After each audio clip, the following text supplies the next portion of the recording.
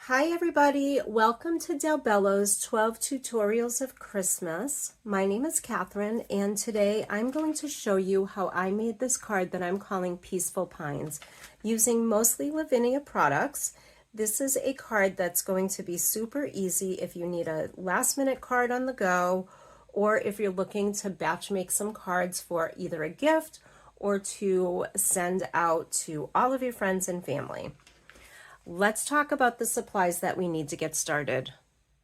Here are the supplies I'll be using for today's project. I have a piece of 4 1/4 by 6 1/4 hot press cardstock. If you have multivarious and you prefer your card to match perfectly, then you can go ahead and use the multivarious. I have a piece of 4 1/2 by 6 1/2 green cardstock to mat my topper, and then my 5 by 7 card base. For stamps, I'll be using the fir cone branch, the star pine, Christmas greetings, and the small fairy fir tree, all by Lavinia. I'll be using the autumn mist stencil, and I'm using this one that sort of looks like a cloudy background, as well as the snowflake stencils. I have liquid pearls and marigold, but any gold will work. You could also use stickles. For inks, I'll be using VersaFine Clear and Shady Lane, Elements Ink and Sundance, Pine, and Della Blue. And then I have 2 number 9 stencil brushes. Let's pull this all together and get started. To start this project today, I'm going to begin with my stencil. So I'm just going to center the image over my card topper, and I'm also going to look to place it an equal amount of distance from the top of my card base. Now, I don't want this to be very dark because I want the Shady Lane to show up when I stamp it. So I find that I probably will be able to get enough ink just right off my brush and also pull some in from my stencil.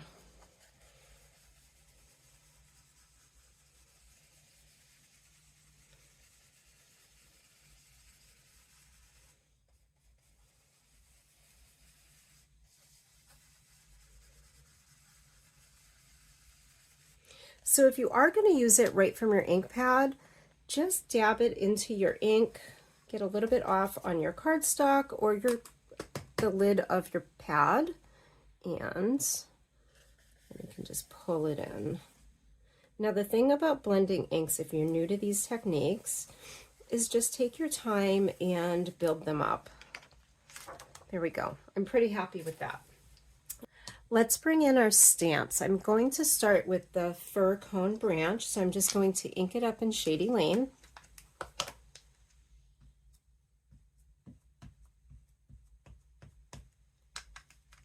And just stamp that image a couple times, starting from the top.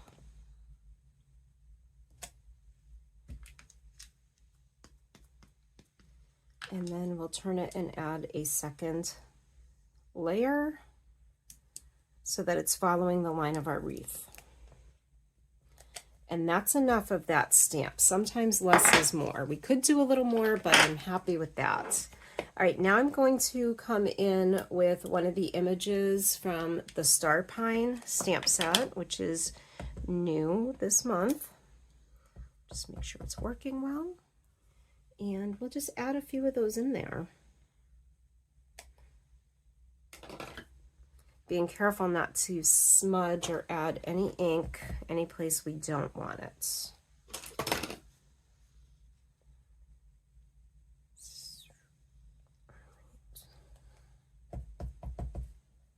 Oh, I just keep getting the edge of that ink pad.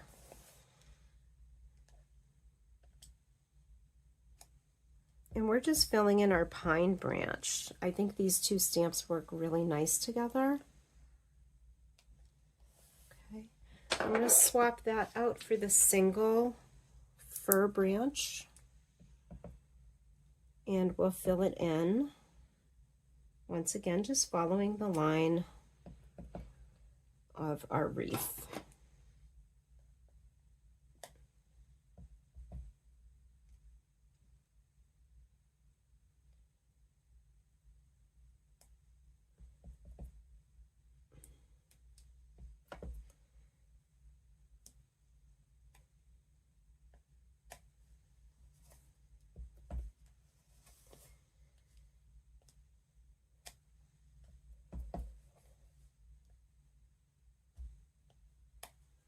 You can do some first and second generation if you'd like. Just filling that out. Now here, I didn't get a crisply stamped image, and I'm not sure exactly why that happened. So I'm just going to go over it and tidy it up a bit. And I think one more here.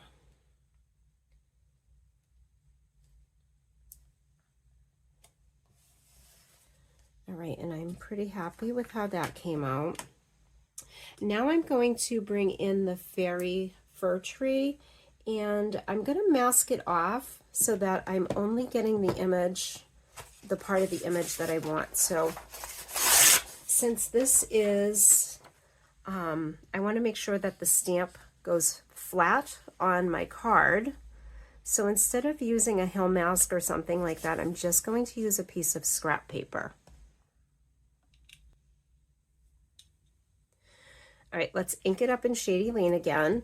And I'm only going to use the top of the tree, so I don't need to ink the whole thing up. I don't need any mistakes. And I'm going to line up the top of my tree near the top of my wreath. This is going to be my tall tree. Just give it a minute to soak in. All right, and let's add a second one down here. And if you wanted to, you could add a third in the background. Maybe we'll do that. We'll do it with a second generation.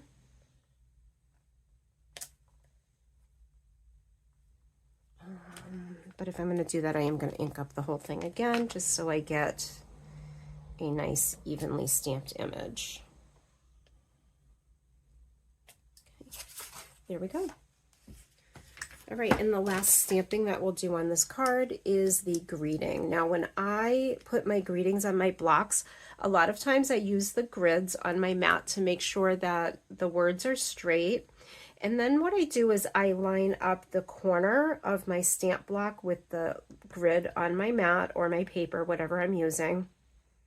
And that helps me line it up to the corner of my card so that when I stamp it down, I am going to get a nicely stamped and straight stamp.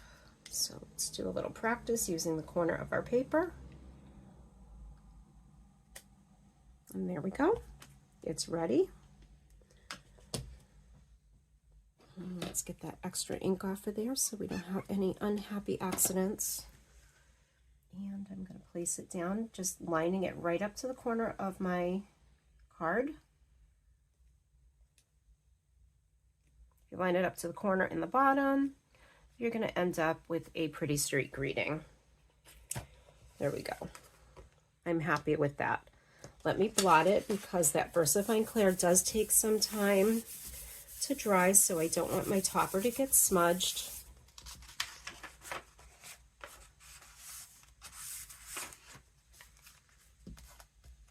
And now I'm going to bring in my snowflake stencil and my Della Blue. Now my Della Blue is a new to me ink pad, so it's very juicy. Let's see, we get a little smudge there. I'm going to make sure I cover that.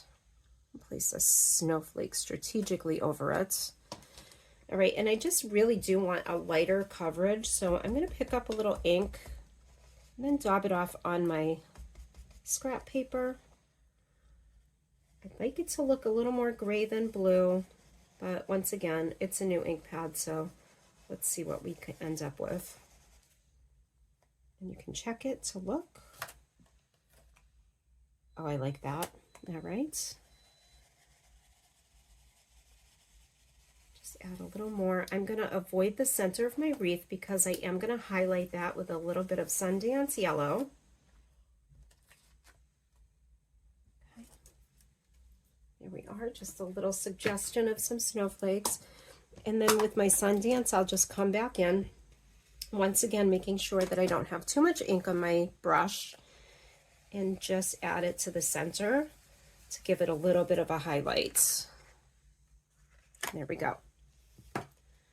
All right, let's bring in our liquid pearls in marigold, and I'm just going to add some little berries in gold, and I just want to make sure I have a good flow and I like the feel of it, to experiment with the sizes of my little dots. And I'm just going to do groups of 3 randomly around my wreath.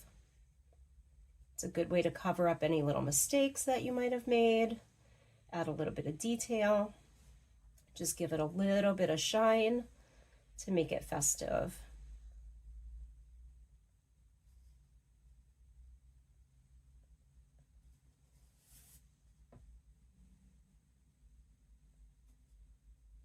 And then you could even add some if you wanted to over your greeting, but I think I'm going to leave this to dry just like this. I told you this would be a quick and easy card for batch making, and we are nearly done. I'm going to give it some time to dry and we'll come back and assemble the final card. So my card is dry, and I'm going to go ahead and just adhere it together using some double-sided tape.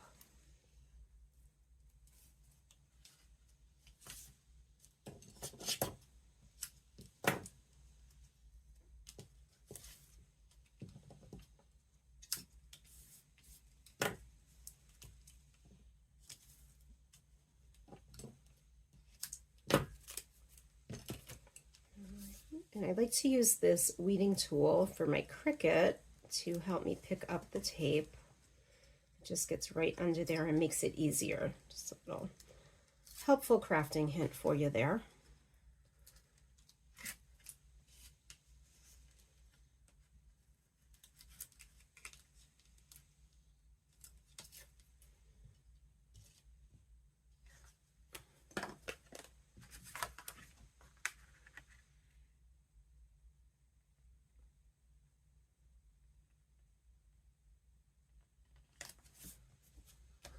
Okay. And we'll do the same on the back of the green.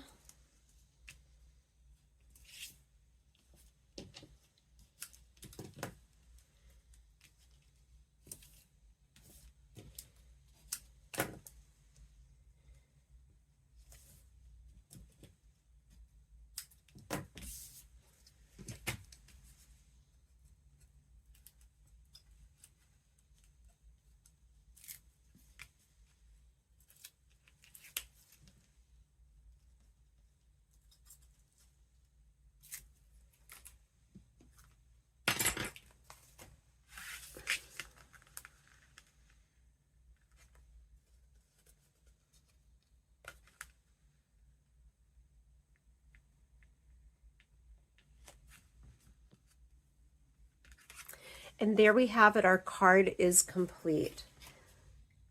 Here's the original. Here's the one we made together today. Again, I really like the monotone look of the gold and green. I just think it's very elegant for Christmas, and a quick and easy card to batch make or for last minute gift giving, whatever you need.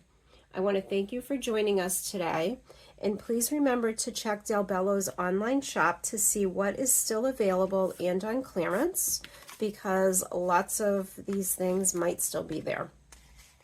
If you're not already a member of our Facebook groups, please consider joining us at Del Bello's Designs Lounge for all items made using Lavinia stamps, or Del Bello's a la carte for all other stamp lines Del Bello's sells. See you soon.